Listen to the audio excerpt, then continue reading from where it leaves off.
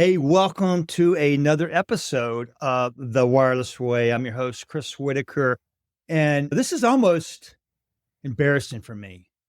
And I'll tell you why. Because I've been friends with this guest for a long time, people, and I just now got around to asking him to come on the show. So, first of all, Charlie Rodriguez is with me today. A lot of you know him if you're in the channel. One of the best guys, brilliant minds in the channel. Love this guy.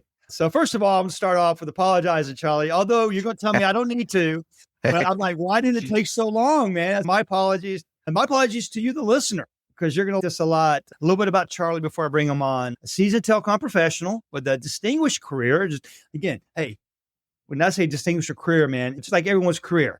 It's a checkerboard of a pattern of different experiences, business and professional and personal. He's got it covered, man, both on the direct side and the indirect side, with the wealth of experience in wireless, IoT, enterprise solutions, cloud, MPLS, the network, if you will, managed network services, all kinds of connectivity. A little side story, Charlie, and this is not in his bio, but I'm going to add it. When we were at Comcast Business together, I was a coax circuit slinger and was told, Chris, you got to start selling fiber. I got to be honest with you. Back then, I'm like, oh my God, man, you have to be like an engineer to sell fiber or something. And Charlie flew from California to Tennessee. We did a road show and he coached me and mentored me. And at the end, I realized, okay, so this isn't really any different. It's actually easier to sell. So my technical knowledge and expertise came from this guy. Charlie's consistently delivered results by supporting agents and customers alike. He looks at both of them as equally important. Extensive background includes building, launching, and managing successful sales teams in startup environments, established environments, showcasing his ability to drive growth and innovation in the telecom industry. Sounds very formal, but you're a pretty formal guy, but you got a good side, right, Charlie? You're a funny guy too. Welcome to the show, man. How are you? Hey, Chris, thank you so much. Really appreciate being here. And you know what? There's no, like you said, no apology necessary. I think this was meant to be at this point in time in our lives. You mentioned Good that time I words. came out to visit you so many years ago down in Atlanta. And when I really first met you, I really didn't even know you when you called and said, hey, I need some fiber stuff. I was like, yeah, heck yeah. I got permission to fly down and hang with you. First time I met you. Loved you, good human being, and so glad we've been friends for so long. And Oh, I thank love you, that it man. continues on, my friend. No, Yeah. and it will, brother. You're right. I think we're both cut from the same cloth. Yeah, I'm grateful for that as well. That was a great time. So, first question for all guests, man. We got this professional bio. We know what's on LinkedIn. Tell us the rest of the story. What's not in the bio? How did you get here? That's a great question. Life's a funny thing, Chris. Life will give you some twists and turns, and sometimes it'll kick you. And you hear the old cliche, how do you handle diversity, tough times, and how do you get back up? We lost our oldest daughter to cancer about 9 years ago. And at that moment in time, prior to that, I had been struggling with alcohol. And at one point, I made a decision that enough was enough. I got help and I was able to, I haven't had alcohol since September of 2016. My daughter passed away actually January, Christmas Day in 2016. So I was able to be sober for my family at the really challenging, tough time in our lives. And I've maintained that sobriety ever since. And so the blessing that's come out of it, I know it's hard to find blessing when you lose your daughter. The blessing is that we were able to take over raising our granddaughter at that time. She was 3 years old. She's now 11 years old, and she is just the sunshine of our lives and my motivation. And I'm just a better dad the second time around, Chris. So that's something I don't think anyone knows about me, but we were able to come back as a family. I was able to come back from that. And today I feel I bring a different Charlie to people, to my partners, my customers, my company, my employers, than the Charlie that was around 10 or 15 years ago. Wow. You're right. Cause I think I met that original Charlie, but who you are at your core is who you are now. Yeah. The alcohol that was a distraction, right? That was, hate to say the word, watering down the real Charlie. Cause you'll think of alcohol watering down anything, and that's I know we didn't even really talk much about this in our pre-show discussion, but thank you for bringing that up because that is a real problem in our society. Alcohol use, whether it be alcoholism or social drinking, day drinking, everybody's got a name for it, binging, whatever. The bottom line is a poison. You mentioned you got help. Can you, what did that look like? Who helped Yeah. you? So I literally found a local rehab center. It was John Muir Health here in Concord, my backyard. And I asked to sign up. They said, give us a week. We'll find a bed for you. And I checked in. They housed me for about a month where I was locked down, no phone, no communication with my family. After that, I went through a year of therapy. And at this point in time, we were still struggling with losing our daughter, and the cancer was really kicking in the last few months of 2016. Went through a year of therapy during and post rehab. And that therapy was positive in multiple ways. Number one, helping me overcome the struggle with alcohol. But two, it gave me an outlet to voice what was going on in my life and the tragedy we were dealing with other people that had struggles in their lives. Because everyone that's an alcoholic, you'd be surprised at how many successful people struggle with alcoholics. I was in rooms with millionaires, business owners, very smart individuals, but alcohol is a poison and it's allowed. I looked around. You can't almost watch a football game without seeing 15 commercials about alcohol or booze or your regular shows or billboards. It's just everywhere and it's accepted. Part of the channel event, you know this, we go to Vegas every year, and a lot of times it's a big party for 2 or 3 days. And I'm now blessed to be that guy that's exercised by 7 o'clock in the morning, showered, ready to go, and I'm bright and peppy at 8 o'clock in the morning. That's something I couldn't have said 10 or 12 years ago. A lot of people are struggling at 8 o'clock in the morning in Las Vegas. Not me anymore. I'm feeling good and zippy and ready to go, man. God, man, again, thank you so much for sharing that. Because whether you're listening and you're dealing with that, and if you're not, you surely know someone that is. And I'm a big proponent of counseling and getting help. We get checkups on our hearts and our lungs, but a lot of times we don't think about our head, our mind, our body, our soul needs. We got to check on that sometimes. And whether you're a person of faith, which I am, that's my go-to prayer and meditation level sets me personally. But if not, talking to someone, someone that's, I could say, even talking to a family member, a friend, but even that's not the same, right? Because you need someone that's not going to, maybe a third party. I don't know. That's my opinion. Unbiased person that's trained, and you can just let it all out, man. But wow. Well, and one thing I want to say is I'm always open to speaking to anyone that is struggling. The thing is this, you can never tell an alcoholic or a drug abuser or whatever you're struggling with in life what to do, how to do. You need to change your life. Because the challenge is, Chris, that person, that individual struggling with that addiction will not change until they make a decision to change. As much as they're not going to do it for their family, their kids, their mom, their wife, they need to make the decision that they want to be done with it. And until that happens, it's not going to change. So what I try to do is share my story with folks that are struggling, and I don't tell them what to do. I just share my past experience and struggles, and I share my successes and say, there's the door, there's the path. You now have to make that decision. It's a choice. It's a choice. Was it a hard choice? Was it, again, I mean, you said how long in the rehab? 30 days? 30 days in rehab and then like literally a year of counseling after that. For me, it was not a hard choice. I was mentally done. You have to make a decision. You have to go, I'm sick and tired of being sick and tired. And you have to be at that point. Many people crash and they've lost everything. Many people crash and make that decision when they're still doing okay. Many people crash and they're very successful, but you have to make that decision no matter what point in your life you're at. But when you make that decision, you're ready. It was not a problem for me. I was ready. I wanted to be done. I just needed that help. I needed that support system to get me out, get it out of my system, get back on track. And when I was done, Chris, I was done. I remember the bad times so intently. I never want to go back and experience that again. And that's my strength. Wow. I know where I've been and I know where I don't want to go again. No, thank you for sharing that. That is very, I told you when we did our pre-show conversation, inspire, motivate, and educate. Man, if that wasn't inspirational, brother, no, it is. I hope someone listening is inspired by that to either talk to that loved one, that friend. But we all have friends that we look at them at the channel shows and go, man, what? There they go again. Someone go get so and help them get back there, whether it be he or she, or we don't. That's the bad thing. A lot of people just go, not my problem. Good luck with that. That's a tough one. And I don't know, maybe it's because I'm getting older, been doing this a long time. But I feel like there's definitely a movement of professionals that are giving up drinking. They're for all kind of reasons, whether it be health reasons or it's causing a problem in their life. Even for me, I've been doing a lot of reading on it, and I don't want to have any brain fog, man. I'm trying to stay sharp here, and I don't need Yeah. anything getting in my way.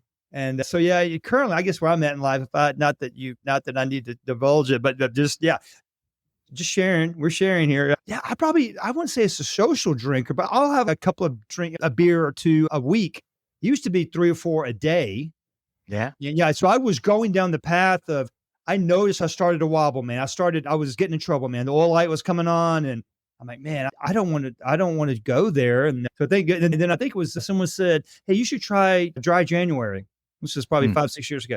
And I'm like, why would I want to go a whole month without drinking? I mean, what's the point? But I got it. First of all, it gave me the confidence that I could do it for one. I gave it up for a month, and yeah, it was hard. I was tempted, and you going to parties and everybody's drinking. And it's so funny. I'm sure you get this a lot when someone says, hey man, what are you having?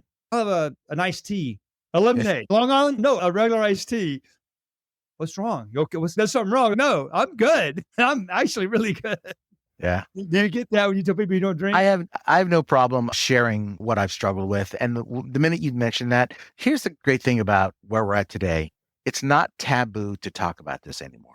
It's That's not right. something that people are ashamed to hide, and you shouldn't be ashamed to hide it. I think you should share. And so I just share my story, and Yeah. people get it and they go, done. That's They're right. just, hey, let me get you ginger ale. Let me get you That's right. tonic water. And That's then good to we're hear. all good. Yeah. That's good to hear. Yeah. Changing gears a little bit on your bio. Yeah. You didn't really go into pre-technology. What was there a point you can remember going, hey, this telecom stuff's pretty cool. I'm going to do this. Or did you stumble into it like most of us did? How did you get into this business?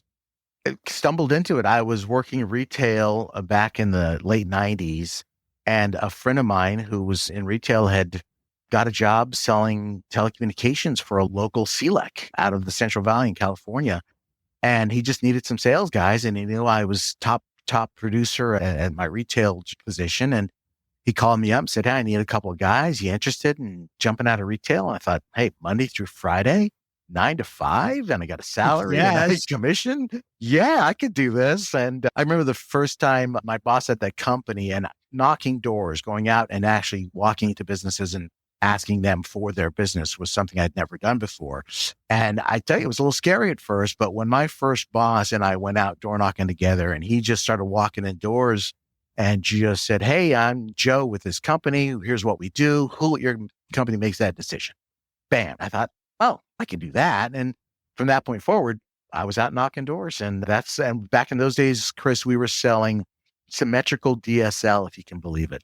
Ooh. It was like 128 up and 128 down, but it was symmetrical, right? Oh, that's good. Good stuff. Bonded T1s, Chris. Yeah, not just 1.5.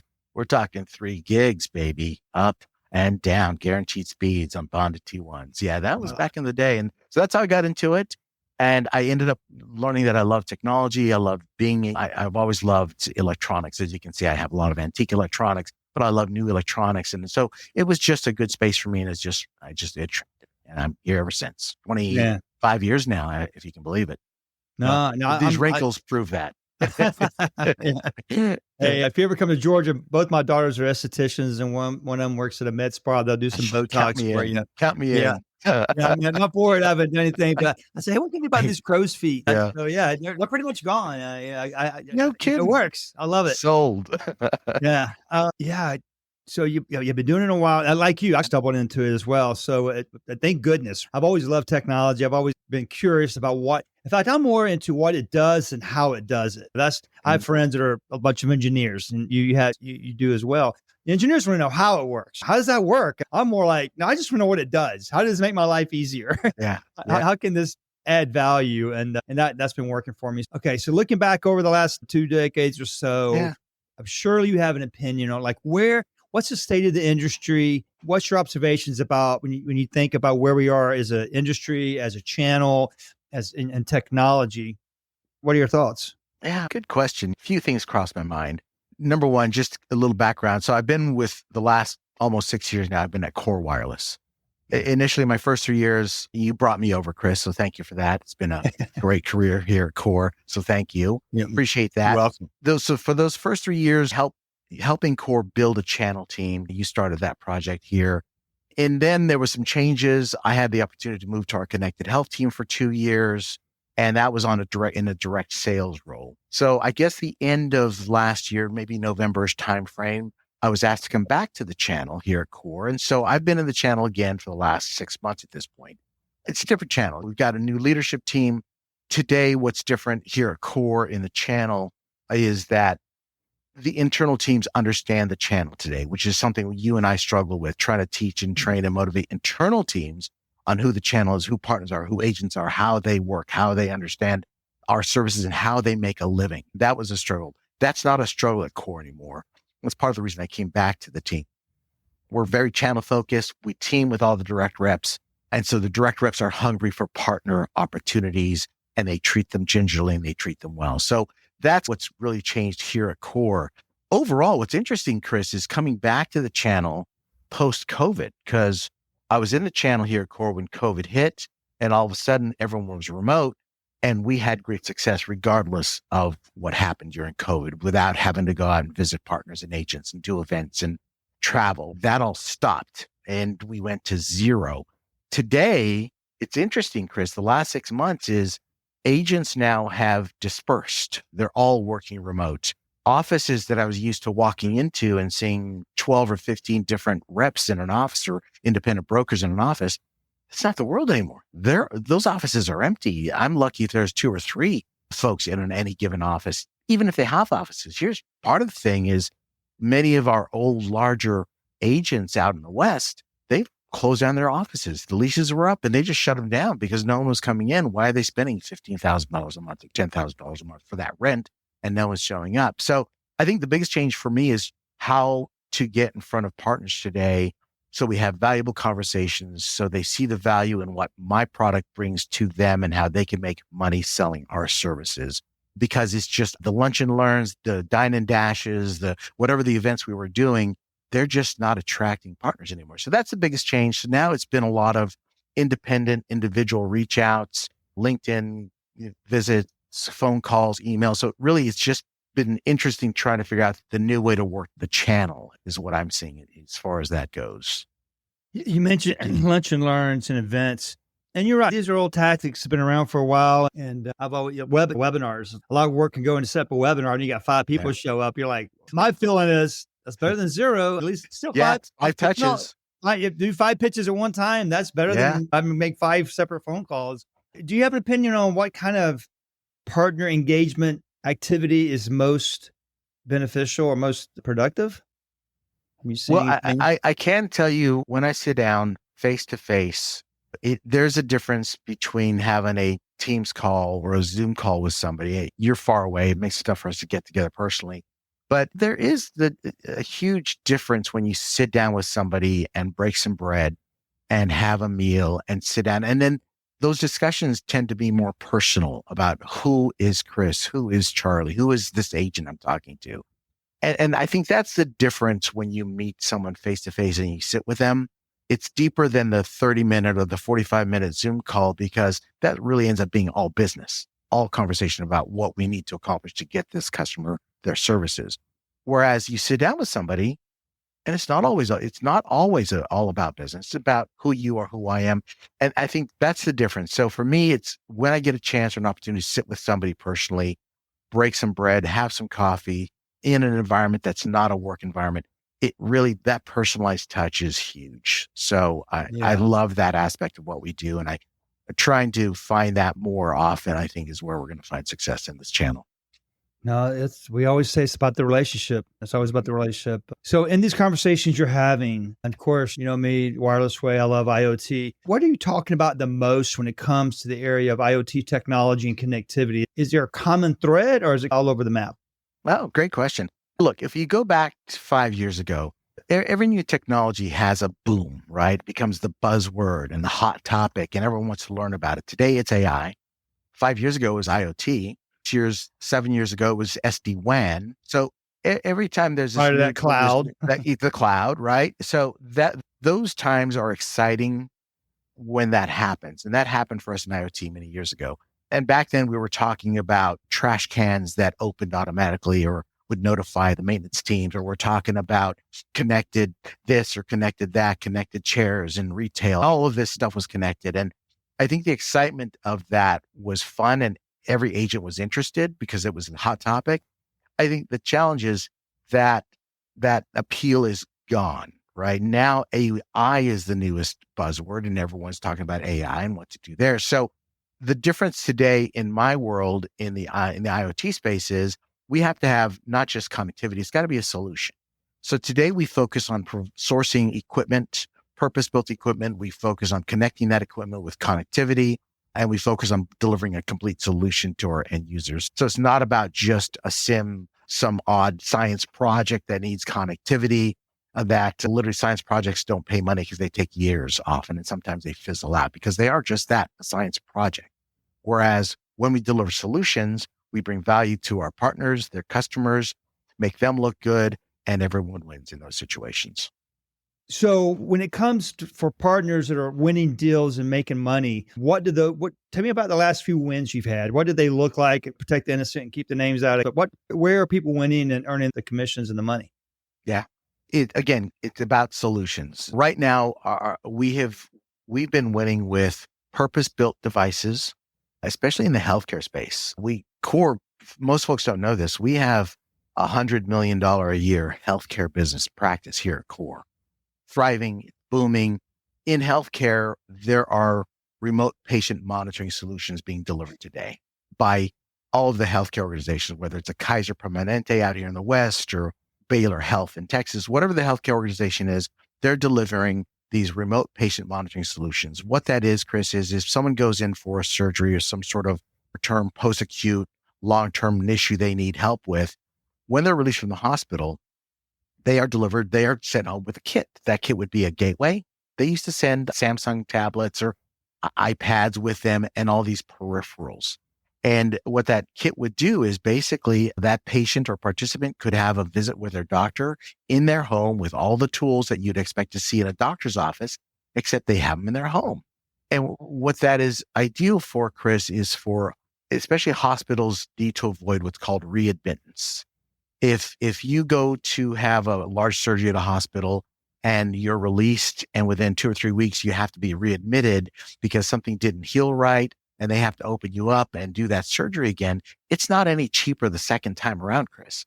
So say that first surgery was $300,000. Well, the second time is going to be $300,000. So what happens is when they go to bill the insurance companies or the Medicare, Medi-Cal, what's going to happen is they're going to get a veto on the second surgery or the second admittance because they're going to say, look, we paid you once. If the patient didn't heal, it's on you. You're going to have to eat that other $300,000.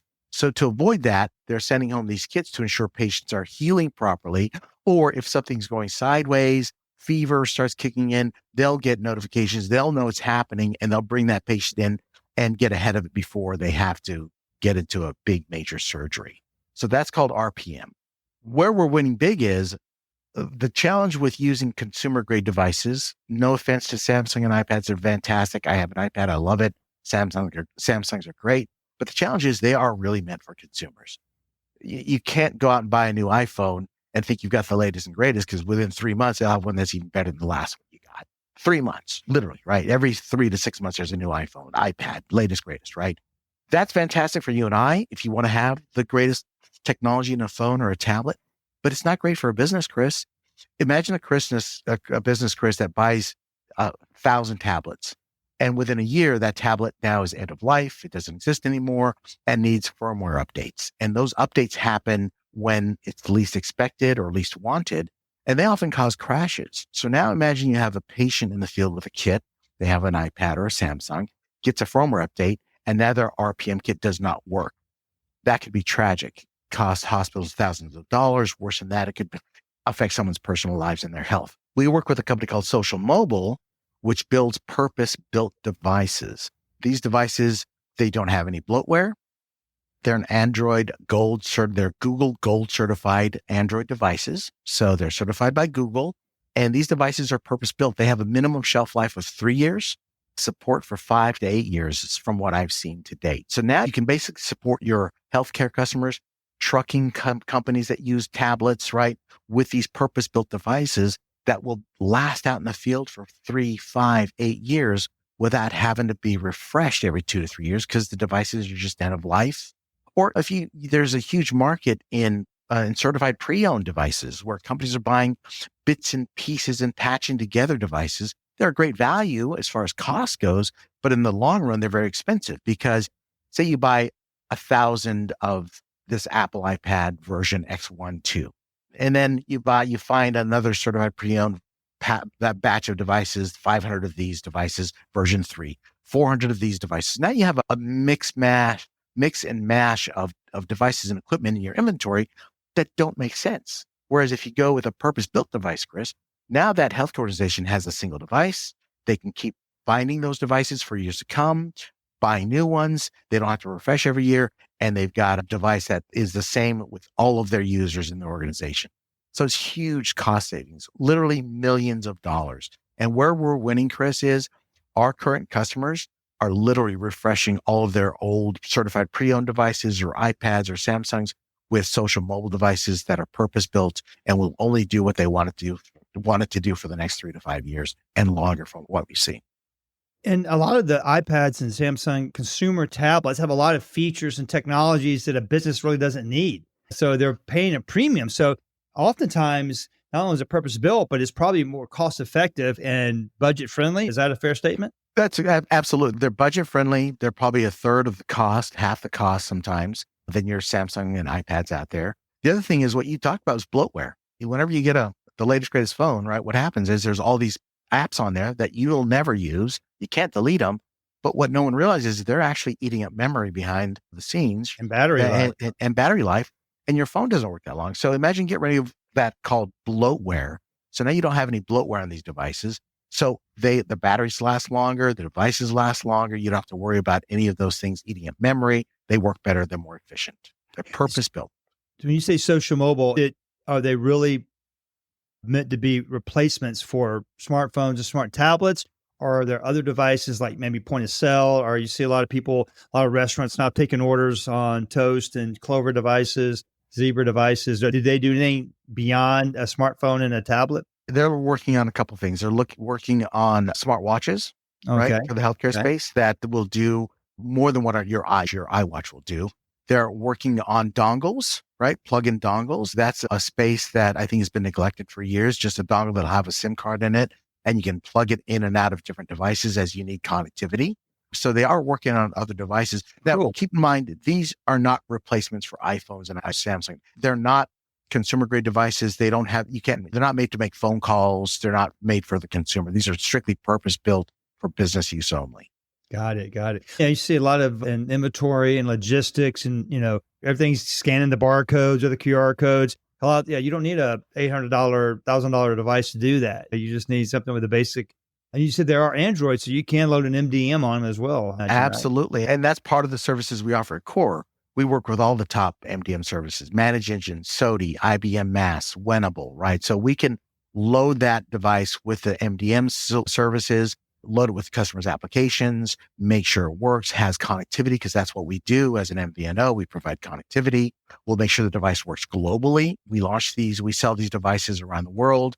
And with our Super SIM, they will connect around the world with a single SKU, single IMSI core SIM, which is also added value. Again, it's a complete solution that we're offering, Chris, and that's the value we bring to our customers. We're not just a lot of competitors in our space only do connectivity. We don't just do connectivity. We provide complete solutions here at Core. Did I understand correctly? You guys have a voice offering now? They're like a voice over IP type solution? So not Core directly, but look, any device that has a SIM card connectivity, voice can be converted to data via WhatsApp, if there's other VoIP applications. Yep. So that, in essence, could become a voice solution. And that's what most applications in the healthcare space use when they're having a visit with a patient and a doctor.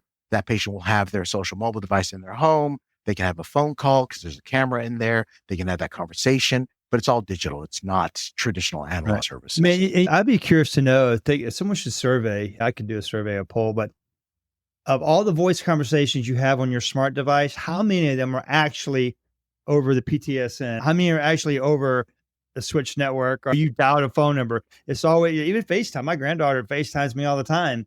And There's no phone number there. It's FaceTime. Even right now, we're talking over a database solution, whether it be again Zoom and Teams and all that. Yes, it's really interesting to see where the future goes when it comes to mobile voice solutions. I definitely Yeah. think we're seeing this pivot maybe, but Digital. Everything's digital. Everything's data. man. So is there anything else that we need to talk about, Charlie? Anything we haven't mentioned, or any last words you want to give us? I think there's a lot of competition in our space, in the IoT space. And what I want to do is simplify what we do for our partners out there and let them understand a couple of things, right? You can come to us not just for connectivity. We're not just a SIM provider. We're not just an IoT provider. We are a solutions company. We want to be the trusted advisor to ensure that when you bring us your opportunities, we'll ensure that we bring a solution to the table, a device, connected device, MDM services if needed, deployment services. We can also do third-party logistics where we'll deploy these kits completely working to the end users, whether it's a distribution center that will redistribute these devices or whether it's to the actual participants or patients, like actual individual users. We'll ship directly to those users. And the other side of that is we do the reverse logistics. So we'll also return those devices. Those are things that we offer that I think our competition can't touch. The complete logistics, full life cycle services here at Core. Wow, that's a good one to leave on. Yeah, that's mobile devices are not going away. They're just becoming more and more prevalent. Again, going back to the restaurants, obviously healthcare too. You go to the doctor, you instead of signing in on a clipboard, you're punching away on a tablet, checking in. Everything is going to be a tablet. Clipboards are going away. Even the small restaurants when I travel, I'm seeing more and more of the orders being taken on these handheld devices. You go to the big box, Home Depot, Lowe's, they're checking inventory on a handheld device without having to run back to the computer terminal. So, have you ever been in a retail store where they're checking you out with a tablet, so you don't even have to go to the register? More and more. The world is changing and technology is a part of it. And jump on board. It's fun. It makes things easier and Core can help. Excellent. Charlie, thank you so much for making time today. It's been a great conversation. We covered a lot. If you're listening, definitely check the show notes, some links to learn more about Core. And if you need to contact Charlie and the team he's with, I'll have that information in the show notes. Man, thanks so much. It's been, as always, a pleasure. And I'm so glad we got to do this. Thank you so much, Chris. Really appreciate it. I'm honored to be here. Thank you again for the invitation. Yeah, man, the honor's all mine, brother. There you go, folks. Another episode of The Wireless Way. And as always, if you heard something that kind of hit home, it made you think about a customer, a prospect, or maybe a colleague, please share this episode with them and check out thewirelessway.net. It's a website where you can hit the contact us button and send any feedback, input, suggestions, recommendations. Love to hear from you and how we can make the show better for you. So once again, thanks so much. So grateful you joined us today, and I'll talk to you next time on The Wireless Way.